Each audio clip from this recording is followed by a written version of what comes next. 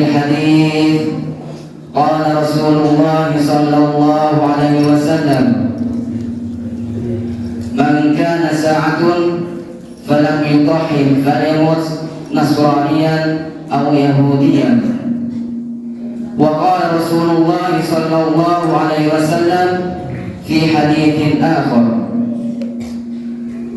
من كان له ساعة فلم يضحي فلا تقربن مصلانا.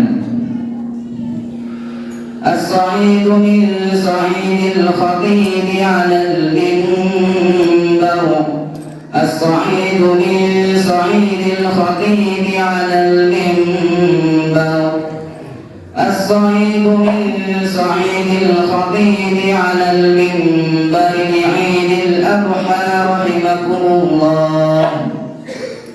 اللهم صل على محمد اللهم صل على محمد اللهم صل على سيدنا وحبيبنا وشفيعنا ومولانا محمد.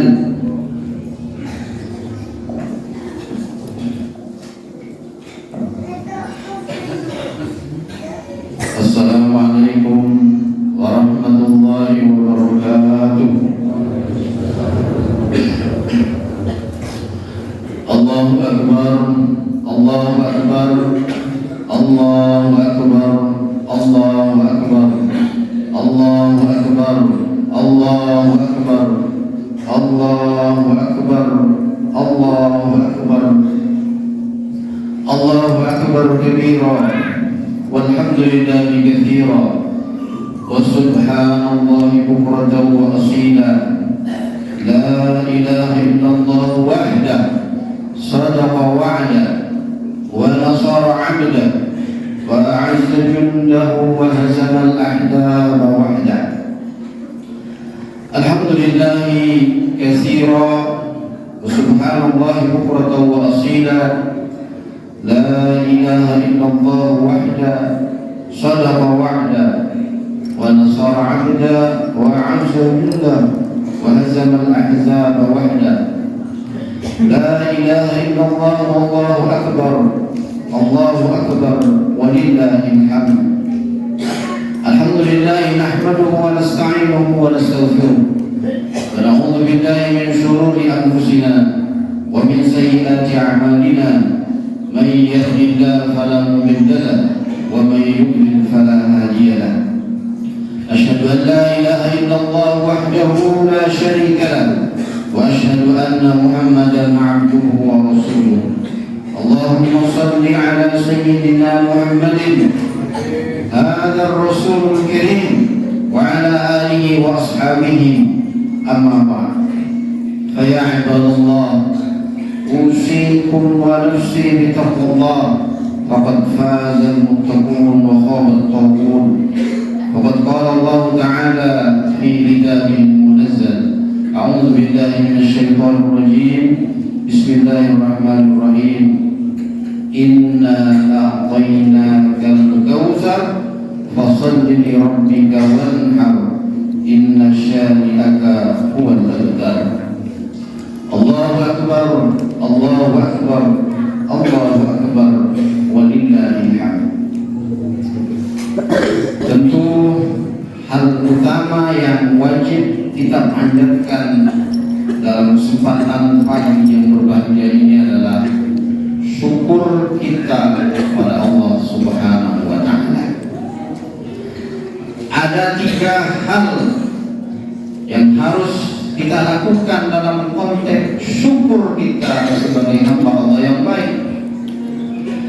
Yang pertama, kita mengakui bahwa semua hal yang kita terima yang ada dalam diri kita dan di luar diri kita adalah atas kehendak Allah Subhanahu wa ta'ala. Kemudian yang kedua, menampakkan bahwa syukur itu adalah menampakkan nikmat-nikmat Allah yang ada dalam diri kita kepada orang lain, bukan hanya dengan perkataan Alhamdulillahirabbil alamin itu adalah bagian kecil dari syukur. Ada hal-hal yang lebih besar dari syukur itu sendiri, yaitu bagaimana kita menjadi hamba-hamba Allah yang taat dalam melakukan syariat-syariat Allah Subhanahu wa ta'ala, beribadah dengan istiqamah kepada Allah Subhanahu wa ta'ala sebagai pengabdian kita sebagai hambanya. Kemudian rasa yang ketiga sebagai pengatasi bersyukur adalah membela Allah Subhanahu wa ta'ala. Membela Allah Subhanahu wa ta'ala bukan berarti Allah tidak bisa dibela. Allah Subhanahu wa ta'ala berfirman, "Man yansuru in tansurullaha yansurkum wa tsabbit aqdamakum." Apabila engkau menolong agama Allah, maka Allah akan menolongmu dan menetapkan langkah-langkahmu. Allahu Akbar, Allahu Akbar, Allahu Akbar, wallillahil hamd. Hadirin hadirat jamaah Idul Adha yang insyaallah dirahmati Allah Subhanahu wa ta'ala.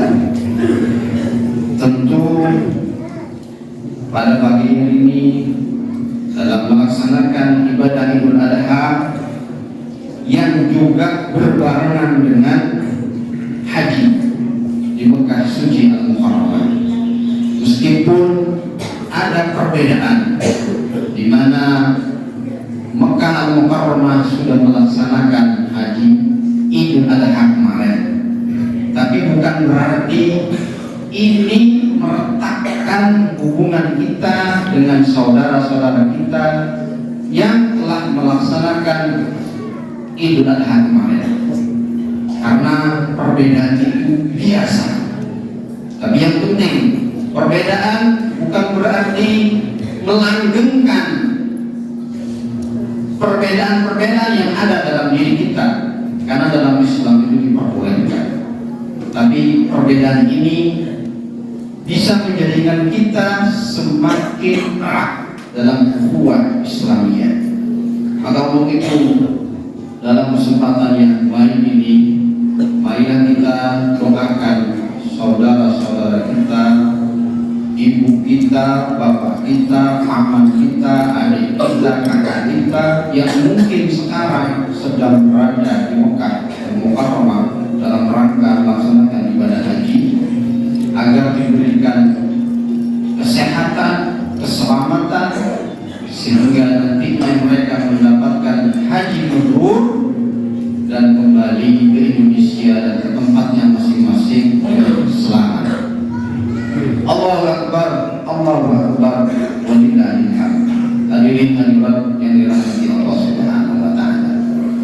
Tentu Idul Adha, kalau kita melihat sejarah historisnya, tidak lepas dari Nabi Ibrahim alaihissalam.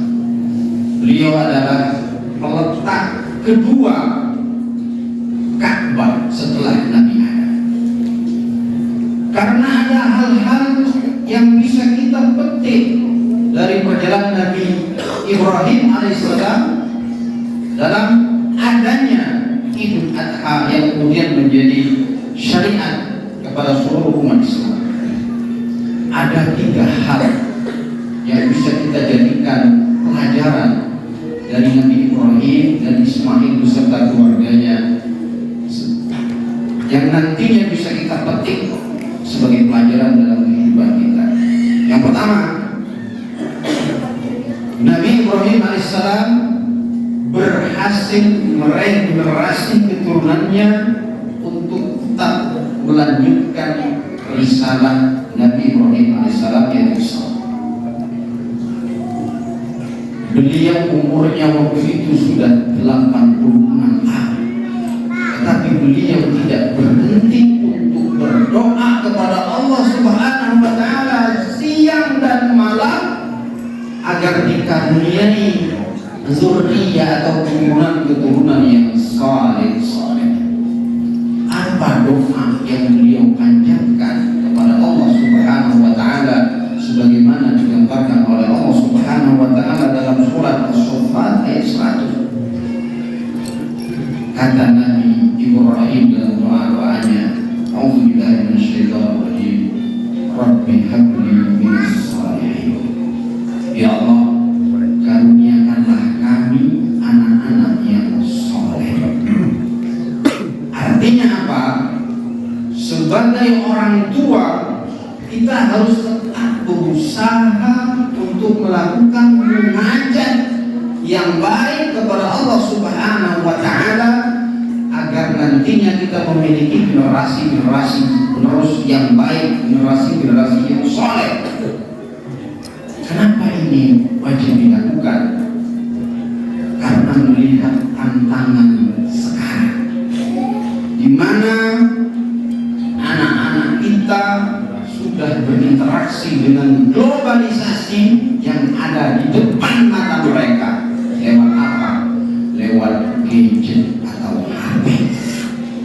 Apapun di gadget bisa mereka lihat. Dunia manapun bisa mereka lihat.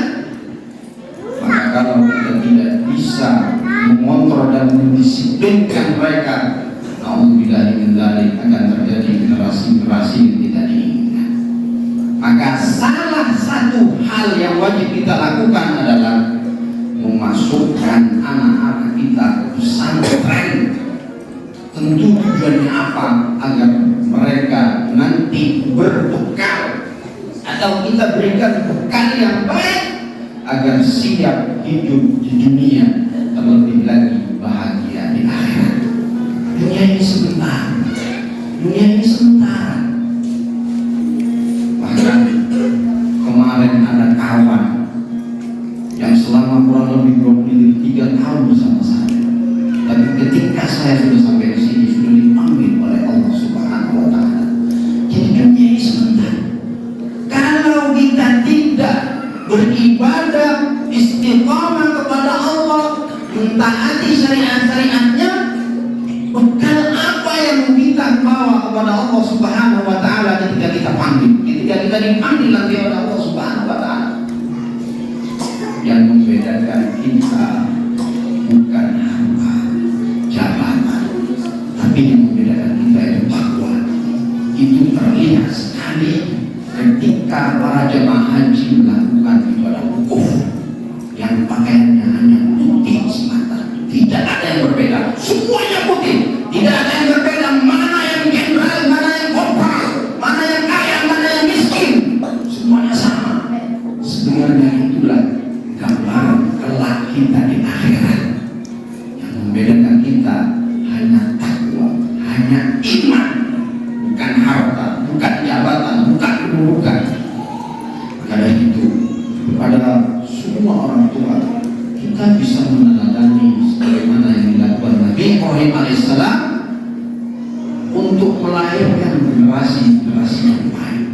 Dan salah satu hal, mungkin satu-satunya hal yang bisa kita lakukan sekarang adalah memasukkan anak-anak kita ke pondok pesantren.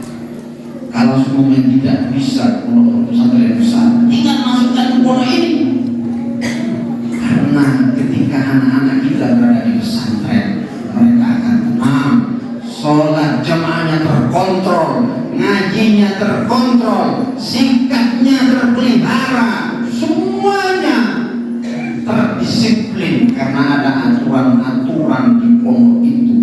Maka sungguh bahagia orang tua yang masukkan anak-anak di pesantren, karena dia akan tenang lahir dan batin. Tinggal tugas orang tua yang masukkan anak-anak di pesantren adalah mengirimkan bekal atau uang yang halal. Jangan sampai mereka nantinya dikirimkan hal-hal yang tidak halal. Allahu Akbar, Allahu Akbar, walillahil hamd. Yang kedua, Nabi Ibrahim dan keluarga adalah tipe keluarga yang tahan uji, tahan banting dalam mempertahankan akidah Islamnya. Sebagaimana kita tahu, ketika Nabi Ibrahim menghancurkan patung-patung Namrud yang ada waktu itu, tapi kemudian beliau meletakkan salah satu kapak di patung yang paling besar. Jadi ada patung yang paling besar dan tidak dihancurkan. Kapak itu diletakkan ditempelkan di leher patung. Dan ketika Nabi Ibrahim diinterogasi, dipanggil, apa jawab Nabi Ibrahim dengan menggunakan logika? Wahai Namrud, bukan aku yang menghancurkan patung-patung itu, tetapi patung yang paling besar yang menghancurkannya, karena kapaknya ada di lehernya. Kemudian Raja Namrud menjawab, loh, mana bisa patung menghancurkan patung-patung yang lainnya, sedangkan patung itu tidak bergerak? Maka kemudian dijawab oleh Nabi Ibrahim, wahai Namrud, kenapa engkau menyembah benda mati? Kenapa engkau menyembah patung padahal dia tidak bisa bergerak, tidak bisa memberikan manfaat kepadamu? Kemudian Namrud itu berpikir, oh iya juga ya, patung itu tidak bergerak, kenapa aku sembah? Tapi karena kesombongan dan kecongkakannya, ia enggan untuk menyembah Allah Subhanahu wa Ta'ala. Maka kemudian Nabi Ibrahim, wahai tentaraku, kata Namrud, bakar Ibrahim. Kemudian Ibrahim dibakar di atas kayu yang sangat banyak sekali. Namun Nabi Ibrahim adalah Khalilullah, kekasih Allah. Apa kemudian kata Allah dalam firman-Nya? A'udzubillahi minasyaitonir rajim. Bismillahirrahmanirrahim. Ya naru kuni bardan wa salaman ala Ibrahim. Wahai api, jadilah engkau dingin dan jadilah engkau keselamatan bagi Ibrahim. Ketika Nabi Ibrahim dibakar, api itu terasa dingin baginya dan dia merasa selamat. Allahu Akbar, Allahu Akbar, walillahil hamd. Hadirin hadirat yang dirahmati Allah, apa yang kita bisa petik dari sejarah ini? Apapun halangan cobaan kita di dunia ini, jangan sampai akidah kita tercecer atau bahkan terhempas dari jalan hidup kita. Kenapa? Karena boleh jadi di dunia kita tidak mampu, kita bukan orang kaya, kita orang yang punya ekonomi kuat, tapi itu sementara. Ekonomi kita yang tidak mampu itu sementara. Mungkin kita mencari makan hari ini susah, tapi itu sementara. Ketika kita sudah dicabut, dipanggil oleh Allah, maka semua kesusahan itu akan hilang. Dan insya Allah, kalau kita istiqomah di dunia tetap dengan iman kita, maka Allah telah menjadikan surga bagi kita. Itulah yang harus dilakukan oleh seorang muslim. Istiqamah apapun hambatannya. Allahu Akbar, Allahu Akbar, Allahu Akbar, walillahil hamd. Yang ketiga, Allah menjadikan Nabi Ibrahim sebagai pemimpin. Hadirin hadirat yang dirahmati Allah, sebentar lagi akhir tahun 2023 ini adalah tahun politik. 2024 kita benar-benar akan masuk ke tahun politik. Apa kaitannya dengan Nabi Ibrahim? Nabi Ibrahim adalah pemimpin yang baik, pemimpin yang saleh, keluarganya saleh, dan dia juga Nabi yang muslim, bukan hanya saleh tapi juga muslim. Maka rakyat yang beliau pimpin adalah rakyat yang makmur dan sejahtera. Maka pelajaran yang bisa kita petik dari Nabi Ibrahim adalah pilihlah nanti pemimpin-pemimpin yang imannya baik. Pilihlah pemimpin-pemimpin yang nanti akan mensejahterakan rakyatnya, bukan pemimpin yang hanya menjadikan kita sebagai mobil rusak, kita sebagai pendorongnya. Ketika dia nanti terpilih, kita ditinggalkan, kita hanya sebagai pendorong,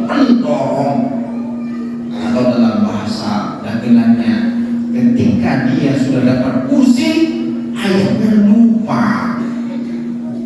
Ini yang mau kita ambil dari apa yang dicontohkan oleh Nabi. bahwa pemimpin yang akan kita pilih nantinya adalah pemimpin yang kenal Allah, pemimpin yang kenal kita, yang nanti akan mensejahterakan kita, bukan malah menjadikan kita sebagai sesama. Maka di akhir khutbah ini ada 3 hal, ada 3 aspek yang akan saya ulangi sebagai refleksi dari perjalanan Nabi Ibrahim sebagai Nabiullah dalam kaitannya dengan Idul Adha. Yang pertama, dia berhasil mendidik anak-anaknya untuk terus beriman kepada Allah sebagaimana yang dilakukannya. Yang kedua, Nabi Ibrahim dan keluarganya adalah tipe keluarga yang imannya kuat, tahan banting, dan lain sebagainya. Dan yang keempat, Nabi Ibrahim adalah sebagai pemimpin tauladan, pemimpin suri tauladan yang bukan hanya saleh tapi juga muslim. Maka untuk itu kita harus juga memilih pemimpin sebagaimana Nabi Ibrahim. Barakallahu li wa lakum fil Qur'anil 'azim wa nafa'ani wa iyyakum bima fihi minal ayati wa dzikril hakim.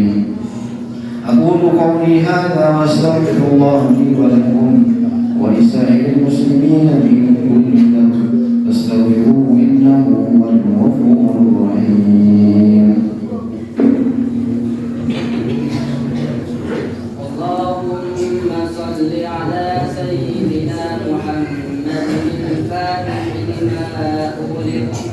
والخاتم لما سبق ناصر الحق بالحق والهادي إلى صراطك المستقيم وعلى آله حق قدره ومقداره العظيم.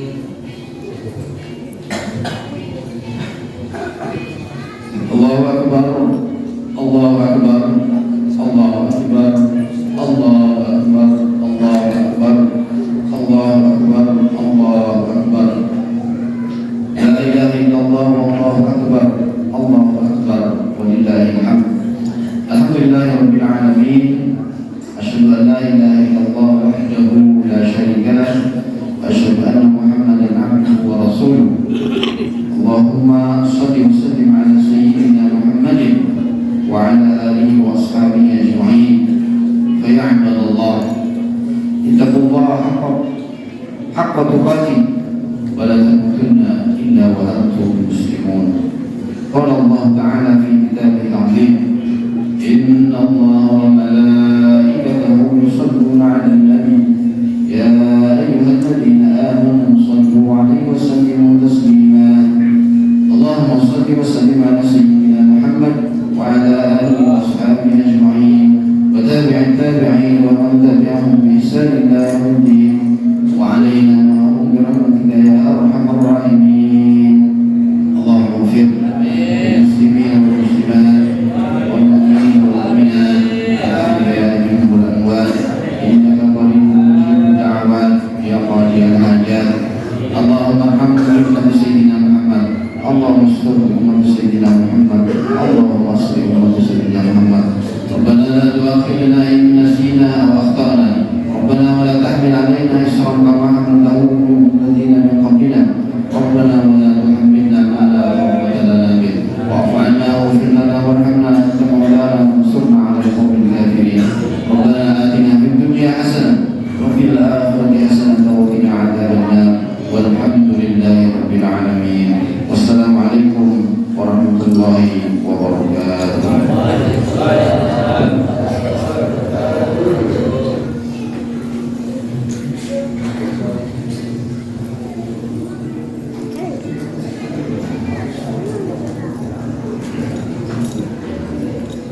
Assalamualaikum warahmatullahi wabarakatuh.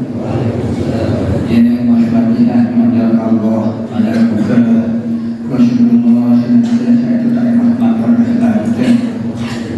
dan kasih saja mereka terus berdebat berdebat Al-Fatihah. Bismillahirrahmanirrahim.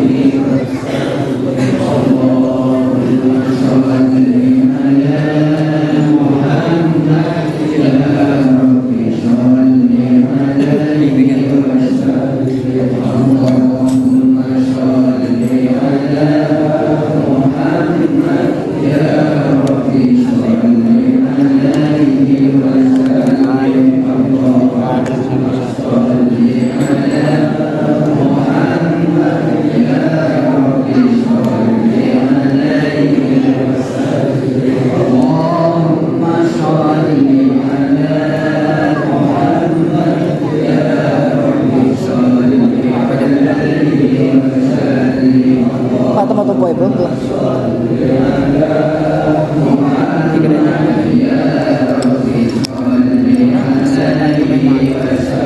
Ya.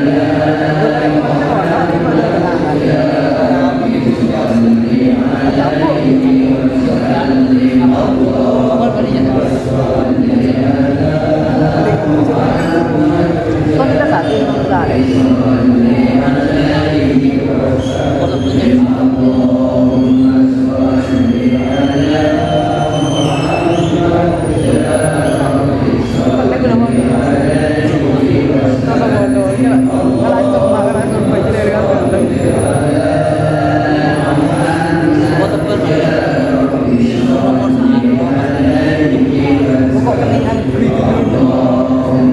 Yang lain sampai